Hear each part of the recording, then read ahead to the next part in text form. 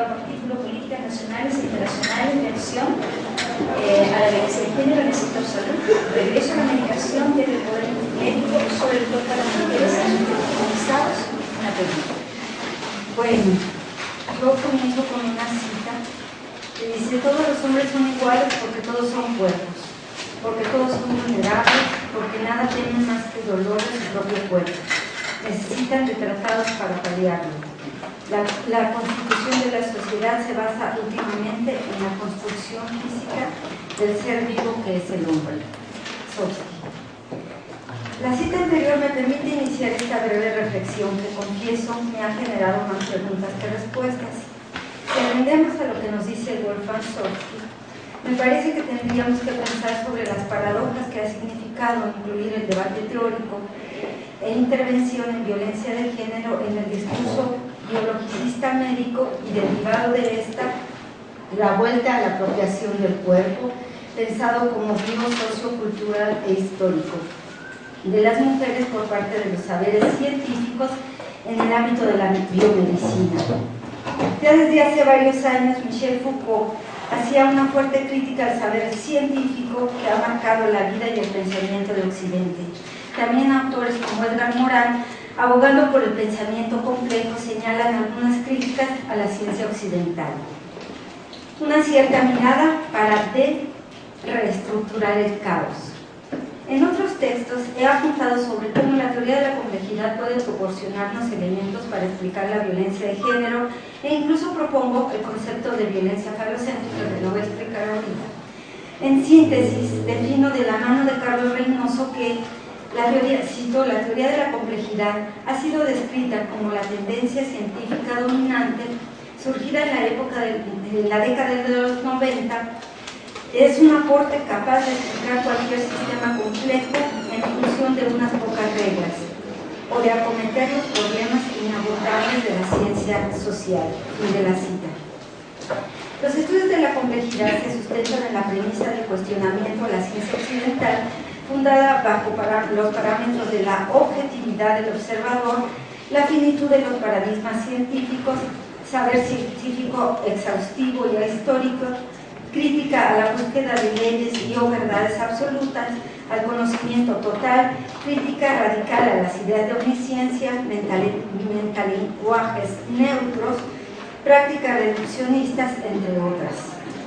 Aunque no exento de polémicas, el paradigma de la complejidad se ha perfilado como una de las propuestas analíticas actuales para repensar el pensamiento occidental, fundamentado en decisiones dicotómicas diferenciadas jerárquicamente: mente, cuerpo, normalidad, patología, racionalidad, pensamiento mítico, enfermo, sano, lo deseable, lo repulsivo, aceptado, rechazado, hombre, mujer. Esta última resultado de discursos androcéntricos que se asientan en estructuras sociales que mantienen a la mayoría de las mujeres, sobre todo aquellas pobres racializadas, en un estatus carente de poder y prestigio que las vulnera frente al abuso de ciertos hombres y otras mujeres. Si atendemos a lo anterior, y como lo han señalado ya varias autoras, vemos que, cito a Ana Menéndez, el discurso médico hegemónico está enraizado en el pensamiento occidental, construido a través de verdades absolutas, universales, objetivas, saberes científicos ahistóricos, siempre en la búsqueda de leyes universales, esto es, el discurso de la modernidad. El bucle repulsivo de la violencia. Hace más de 30 años que las organizaciones internacionales de atención a la salud como la OMS o la OPS difundieron masivamente los conceptos, primero de violencia contra las mujeres y luego de violencia de género. Fueron estas quienes implementaron los primeros protocolos de atención a la violencia de género en México. Ante este panorama, algunos feministas involucradas en la problemática celebramos el inicio de la discusión y difusión del problema. Incluso fuimos parte de la implementación de cursos, talleres, diplomados y propuestas de atención, la mayoría de las veces sin atender a las condiciones estructurales en las que se estaba dando el boom de la violencia de género. Con el transcurso del tiempo, el problema de la violencia doméstica en México también comenzó a visibilizarse por parte de las organizaciones internacionales de atención a la salud como un grave problema de salud pública. Varios de los llamados países pobres, incluido México, comenzaron a recibir de estas organizaciones grandes cantidades de dinero para trabajar desde este sector. La problemática, y aquí sí me gustaría decir que ojalá que pudiéramos hacer una investigación para ver cuántos millones de pesos se han invertido en esta problemática y los resultados, claro. Que cada vez más se hacía una pandemia. Mientras tanto, las reformas estructurales se hacían patentes, la reforma fiscal, educativa, que en realidad es laboral y de la cual recientemente vimos su concreción, la propuesta de reforma energética y el desmantelamiento del sector salud. Al respecto, Dora Cardaci señala que desde 1995 el Banco Mundial comenzó a dar préstamos importantes para la salud y fue a partir de la década del siglo que el Banco Mundial se ha convertido en un actor central para las políticas de salud a nivel internacional. Por lo anterior, la Organización Mundial de la Salud ha sido desplazada como líder mundial en la definición de una política global de salud. Apunta la misma autora que, sin embargo, el banco demanda algunos requisitos que los países deben cumplir para invertir en salud. Uno que llama la atención es la existencia de, cito, una dinámica de operación del sector salud que promueva la competencia y la participación del sector privado en ámbitos entre los que se encontrarían los esquemas de seguridad social y atención a la salud. Fin de la cita. Lo anterior se traduce en asistencia especializada, la utilización de tecnología sofisticada que sería prestada por el sector privado con financiamiento a través de algunos seguros privados de salud en la modalidad de prepago de servicios. Como señala Menéndez, cito, estas estrategias buscan conciliar la privatización o la reducción del papel del Estado en las políticas de bienestar con la búsqueda de la extensión de coberturas basadas en el menor costo posible. Fin de la cita. En México, esta agencia tuvo un papel muy importante en los programas de ajuste macroeconómico y las reformas al sector salud, que consistieron principalmente en la reducción del gasto en salud. Esto quiere decir recorte al sistema de pensiones, pago creciente por parte de las y los usuarios de servicios que antes se ofrecían de manera gratuita, controlar y disminuir la demanda de servicios, entre otras. Fue a partir de este contexto estructural que una parte del movimiento feminista negoció su interrelación con el Estado. En otro texto, Irma Saucedo y yo hacemos una reseña de lo que esto significó para nosotras, incorporar la violencia de género en las políticas públicas y señalamos. En la actualidad estamos comprobando lamentablemente que la lucha contra la violencia hacia las mujeres y de género, inaugurada por el feminismo, en ciertos espacios se ha convertido en un botín de discursos de partidos políticos, de grupos de poder estatales, de recursos por financiamientos para proyectos en los ámbitos académicos y de organizaciones no gubernamentales e incluso de feministas que, pervertidas por el capital y el poder, juegan un papel de perpetuadoras salvadoras de víctimas. El diálogo de los grupos feministas que en los años 90 comenzaron a emerger como ONGs con el Estado y sus instituciones es resumido por Dora Cardaci. Solo me gustaría destacar aquí que la violencia contra las mujeres y de género ha sido uno de los temas fundamentales de las agendas de organismos nacionales y fundaciones internacionales que han mantenido de manera constante, aunque el eje principal ha sido la salud reproductiva de las mujeres en situación de vulnerabilidad, esto es las pobres, indígenas, rurales, jóvenes. De acuerdo con la autora, son varias las acciones que fundaciones internacionales, la autora cita en su texto 12, la mayoría de origen estadounidense, han financiado en torno a la salud de las mujeres, programas sobre salud sexual y reproductiva, investigación sobre anticonceptivos, opciones reproductivas, fertilidad, investigación demográfica, planificación familiar, entre otras. Al respecto, me quedan muchas dudas. ¿Cuáles fueron las verdaderas intenciones de las fundaciones que en la década pasada financiaron estos trabajos? ¿En qué medida el cuerpo de ciertas mujeres está siendo cooptado ahora mediante discursos de género a favor de la situación a favor de la salud de las mujeres. Aprovecho para denunciar un caso que recién acaba de salir a la luz pública. Cito unas líneas de un artículo de Claudio Bañuelos, corresponsal de La Jornada, publicado el 22 de noviembre. Crean universitarios de Aguascalientes cinturón digital para embarazadas huicholes. En entrevista colectiva, el rector de la Universidad Cuauhtémoc, quién sabe qué universidad es esa, mencionó que este artículo se colocaría a las mujeres embarazadas en la cintura para ser monitoreadas por el sector salud de Jalisco a distancia durante las 24 horas del día, a través de una red de antenas de Wi-Fi. La idea es que cada madre que tenga este cinturón se utilizará para medir los signos vitales del bebé, y esto se va por Wi-Fi a una central que los médicos pueden tener información de cómo va el niño y las madres. Con este proyecto están participando en un concurso convocado por la Comunidad Económica Europea, misma que ofrece una bolsa de 1 millón de euros para estos trabajos. Tiene la cita. En el tema que nos ocupa, las mencionadas fundaciones han apoyado económicamente para su concreción en el sector salud programas de atención, normas y capacitación a la violencia contra las mujeres y de género.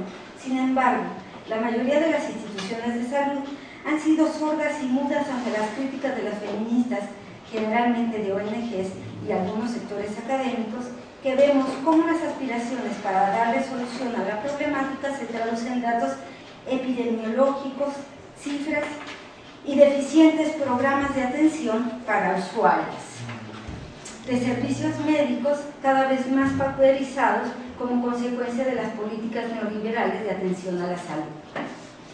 Personal de atención en los servicios de salud o la manera de rescatar el cuerpo de las mujeres violentadas. El pensamiento simple, tutelado por la modernidad, se arraiga en las instituciones cuyos decálogos son traducidos por las personas que viven de y para la implementación y diseño del modelo de atención en los servicios de salud. Mayoritariamente son los hombres, aunque no siempre, quienes entablan relaciones de poder jerárquico con las pacientes, sobre todo mujeres pobres, indígenas, jóvenes o en condiciones de vulnerabilidad. Aspecto destacado por varias autoras y autores, sobre todo aquellos que trabajan desde el campo de la bioética en el cuestionamiento al modelo biomédico que considera que nuestros cuerpos están fuera de control y por lo tanto deben ser disciplinados. La violencia falocéntrica en todas sus manifestaciones es el principal mecanismo corrector de cuerpos sexuados, incluso desde antes de nacer. Pese a lo anterior, por omnipotencia, ignorancia o porque lo simple es cotidiano, algunas feministas nos hemos empeñado en cambiar mentalidades. Estas que tienen las y los prestadores de servicios de salud. Sin embargo, entre la desesperanza y la necesidad de seguir haciendo algo, también lamentamos que con el tiempo se esté diluyendo la visión compleja sobre la problemática. Por ello, seguiremos insistiendo en la importancia de la discusión sobre la victimización y revictimización de las mujeres en situación de violencia que llegan a los servicios de atención a la salud. Enfatizamos sobre las consecuencias vividas no solo en el cuerpo de las afectadas, sino también de las personas encargadas de la intervención.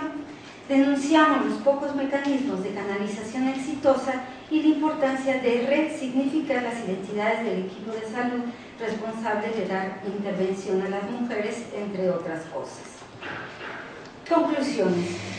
Una simple mirada a un problema complejo. En este trabajo he tratado de mostrar la importancia de analizar el problema de la violencia falocéntrica ejercido en el cuerpo de las mujeres y su atención desde el pensamiento biomédico como un problema complejo que tiene fundamentos profundos. He tratado de mirar más allá de las clásicas descripciones para dar cuenta de que si bien la visualización de la problemática realizada por estas instituciones puede ser un instrumento para el reconocimiento de la vulnerabilidad de ciertas mujeres, también han tenido algunas paradojas que es importante analizar si pretendemos avanzar en la comprensión de la problemática. No voy a repetir aquí las ventajas de haber introducido la problemática de la violencia de género contra las mujeres en el discurso biomédico. Lo que sí quisiera es mostrar desde el pensamiento complejo algunas de las razones por las cuales considero que esta política no ha tenido ni seguirá teniendo el impacto que nosotras estábamos esperando. En principio, me parece que el modelo biomédico está construido de tal manera que difícilmente se pueden romper las estructuras falologocéntricas o patriarcales en la línea del feminismo materialista que lo sustentan, universalista y totalizador, ahistórico y dicotómico.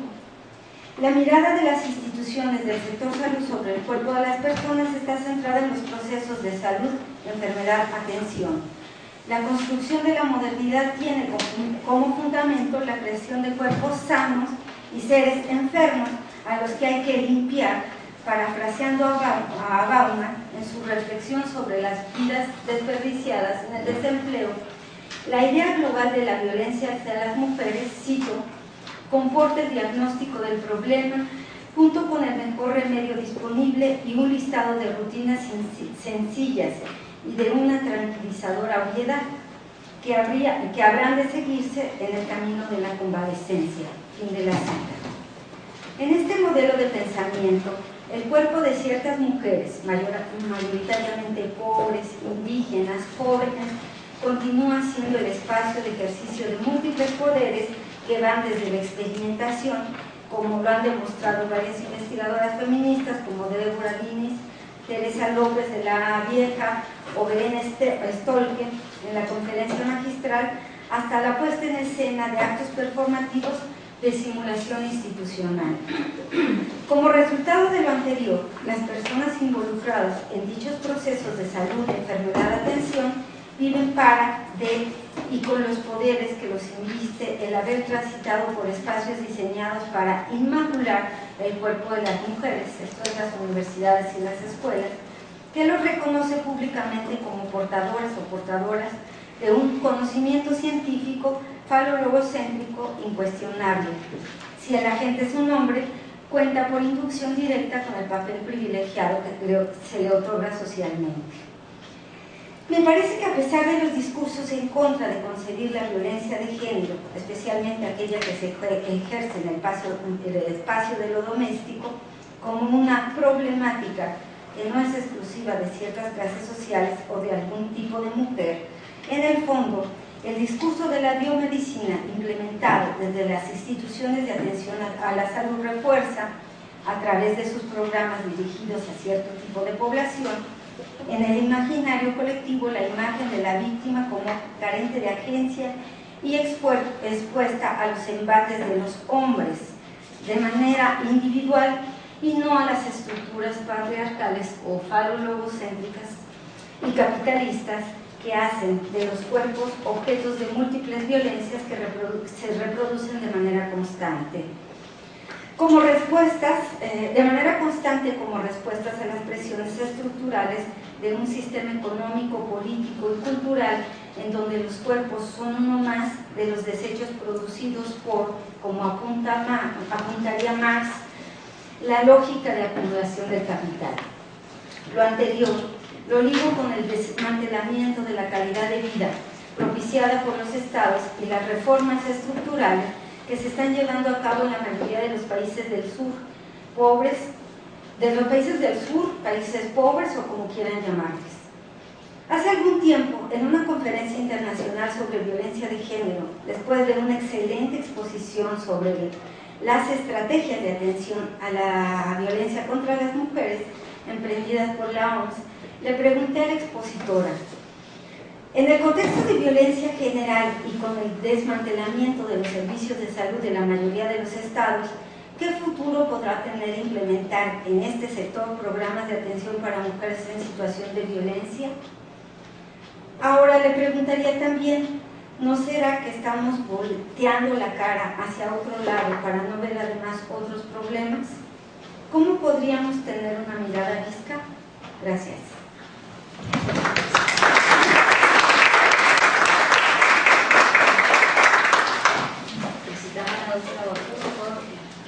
Gracias. Y damos paso, por tanto, a la exposición de Lidia Campos Rodríguez y María Magdalena Chadú, titulada Carreras científicas frente a la evaluación del conocimiento. Ella viene del... A ver, ¿hay algún... ¿Puedo hacer algunas precisiones? Sí, bueno, mira, este trabajo se llama, y así está en los números y se mandó, no sé por qué ahorita se dio esta situacióncita, Perspectivas teóricas en el estudio de la violencia hacia el cuerpo de las mujeres. Y las coautoras somos María Rodríguez Chado, de la Dirección de Etnología y Antropología Social de INA, y una servidora, Lidia Campos Rodríguez, de la Universidad Autónoma de México. Y bueno, entonces, iniciamos. A manera de introducción, la investigación académica de la cuestión de la violencia masculina hacia las mujeres ha tomado mucho tiempo, pues la agresión que los hombres ejercen en una diversidad de sociedades es percibida como un fenómeno consustancial a su naturaleza, inscrita en sus genes, sus hormonas, en su fisiología y en consecuencia natural e inevitable. Lo único que históricamente se había hecho era mantener la furia social y jurídicamente en el marco de los límites de lo aceptable, sobre todo en relación con lo que se perpetraba en el terreno de lo privado, especialmente los ataques que los maridos podían imponer sobre sus mujeres. Pese a la lentitud con la que se había iniciado su estudio, ha ocurrido desde hace 4 décadas un avance considerable, de manera que ahora se cuenta con una gran diversidad de investigaciones que se han llevado a cabo desde distintas disciplinas y enfoques teóricos. En este ensayo, el propósito es examinar los estudios que, desde diferentes disciplinas científicas, en lo concreto, la antropología, sociología, psicología e historia, se han llevado a cabo sobre estas prácticas culturales, colocando nuestra mirada en las perspectivas teóricas que han sido elegidas por las distintas autoras para el análisis de las lógicas y las dinámicas de la inquina masculina hacia el cuerpo de las mujeres.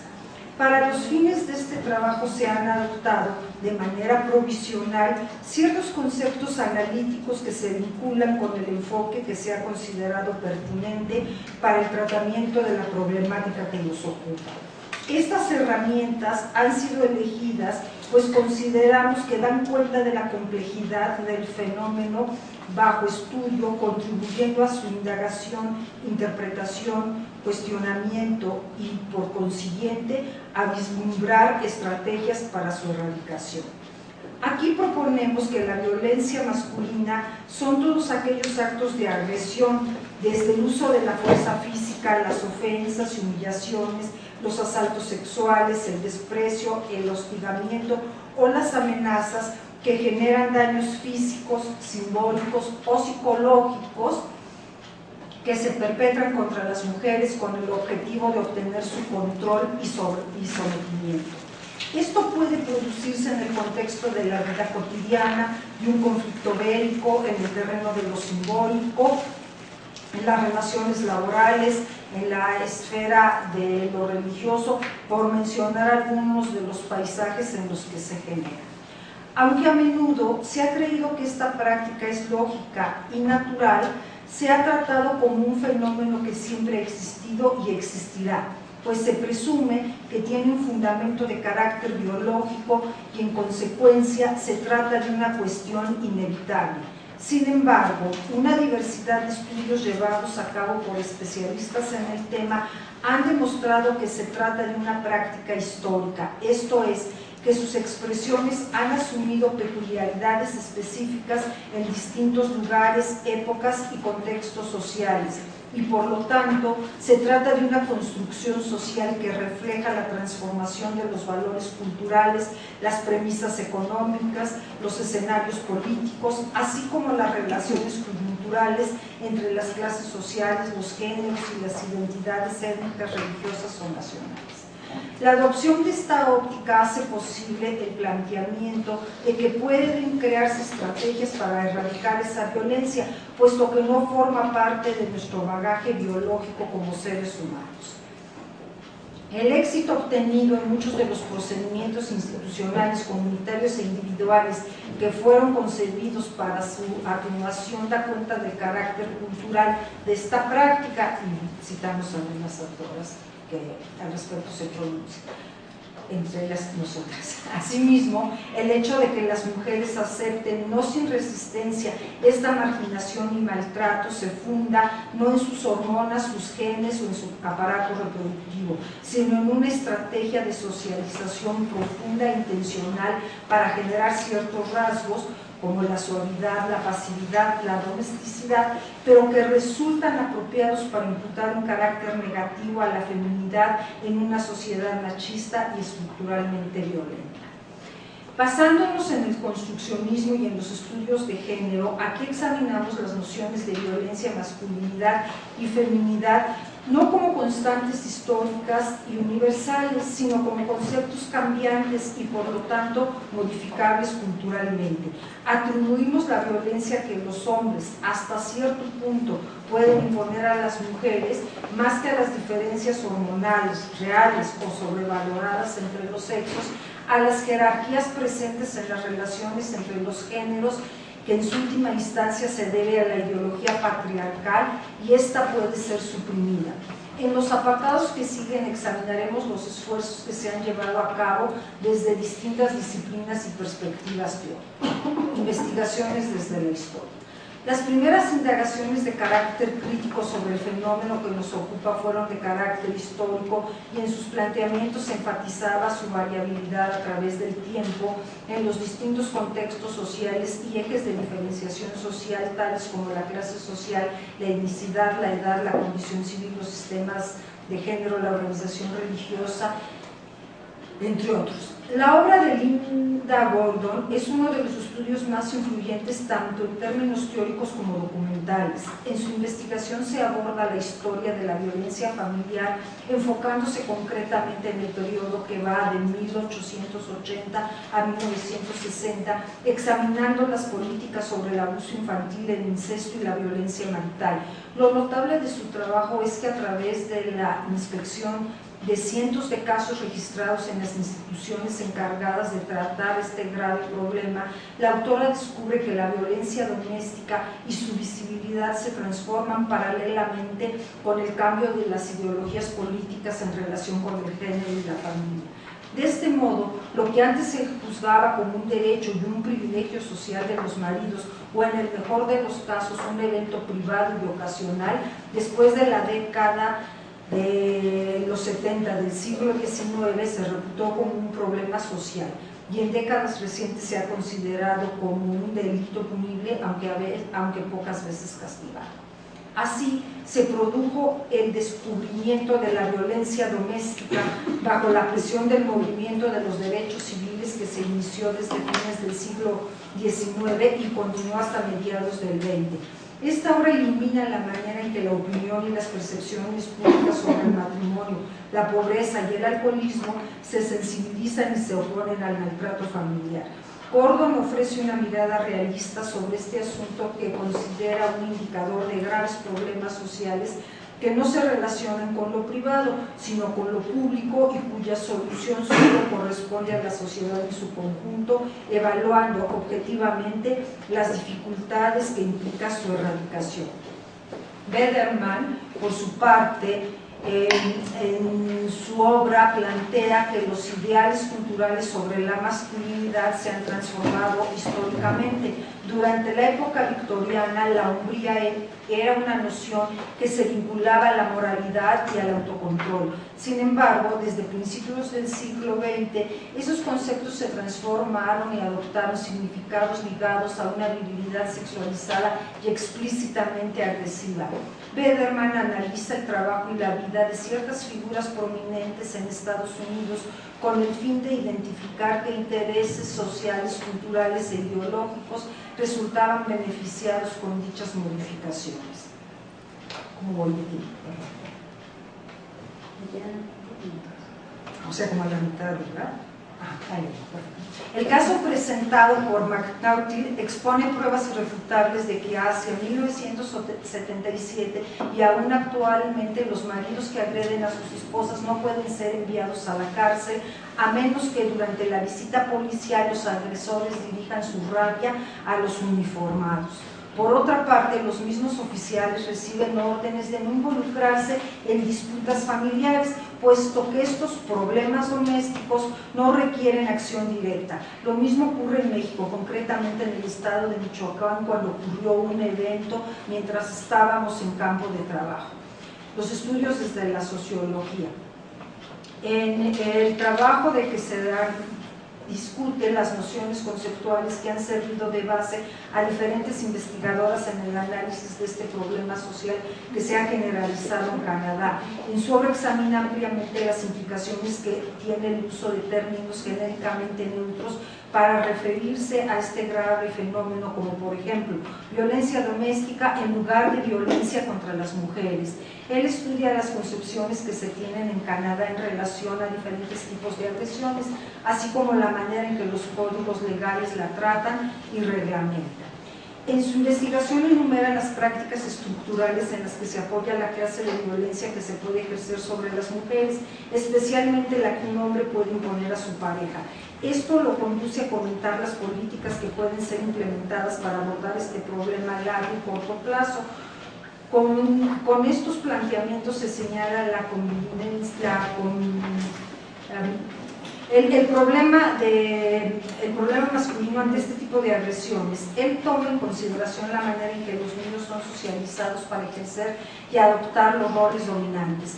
Por ello puede inferirse que en su posición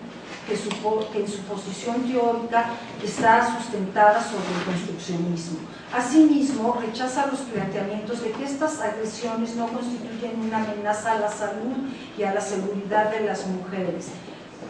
Y al igual que Guacuz, García y Escalante hacen un llamado a oponerse activamente a estas prácticas que las perjudican, así como señalar a los responsables políticos que pueden modificar las leyes para transformar esta situación tan lamentable. Desde esta disciplina, Bourdieu nos explica que las mujeres son sometidas a un proceso de socialización que sirve de condicionamiento, educación y aprendizaje de las actitudes que se supone son intrínsecamente femeninas: abnegación, resignación y silencio. De manera que ellas, también a los hombres, se les enseña que la hegemonía masculina es un hecho natural, indiscutible e inevitable en el contexto de una sociedad androcéntrica. La virilidad, que se construye desde los valores dominantes, implica la capacidad reproductora sexual y social. También significa la aceptación de su supuesta disposición para la agresión y el beneplácito ante la imposición de su furia. La conexión entre la virilidad y la violencia se manifiesta en muchas culturas en las que el pene es descrito como un arma. Indagaciones desde la antropología.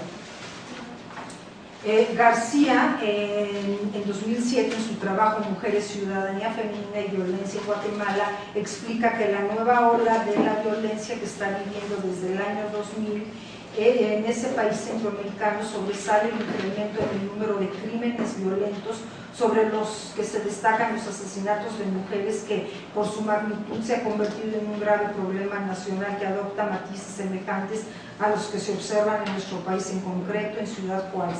La autora caracteriza estos ataques como violencia de género porque se observa que el daño que sufren las mujeres agredidas es específico y distinto que el que se perpetra contra la mayoría de los hombres en un conflicto bélico. Se caracteriza por el uso de armas blancas, cuchillos, machetes y el contacto directo entre la víctima y el homicida, que involucra violaciones sexuales, golpes, mutilaciones y estrangulamientos. Su planteamiento teórico se basa en la premisa de que la historia del femicidio es paralela a la historia de la resistencia de mujeres. Su hipótesis de trabajo es que la violencia contra las mujeres continuará mientras no se logre eliminar la estructura de dominación masculina. Escalante, en 2007, por su parte, habla de las atrocidades que cometía el ejército guatemalteco en contra de la gente del pueblo, especialmente de las perpetradas contra las mujeres. Señala que cuando los soldados llegaban a una comunidad, la quemaban y secuestraban a las núbiles, las llevaban con ellos, les tenían que servir, lavar, cocinar y hacían uso de ellas. Y cuando ya no las querían, las iban dejando torturadas en el camino, les cortaban un pecho los dos y las dejaban así tiradas a que se murieran.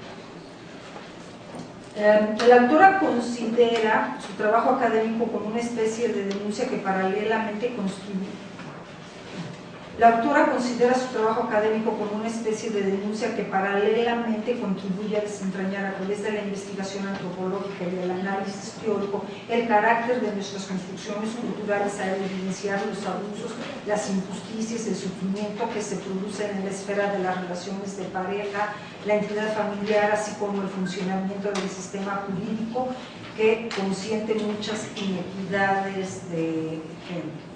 Bueno, ya tengo que cortar, entonces, bueno, Ferreira en 1992, esto es desde la perspectiva psicológica, señala que el imaginario colectivo es algo que debe de valorarse como una cuestión privada que concierne exclusivamente a la pareja, que únicamente se produce entre gente sin educación conjunta, pero bueno, que por supuesto con esto no se está de acuerdo, porque sabemos que todas estas suertes de violencia a las que se ven expuestas las mujeres, desde luego ocurren en todas las clases sociales, en todas las etnias, en fin,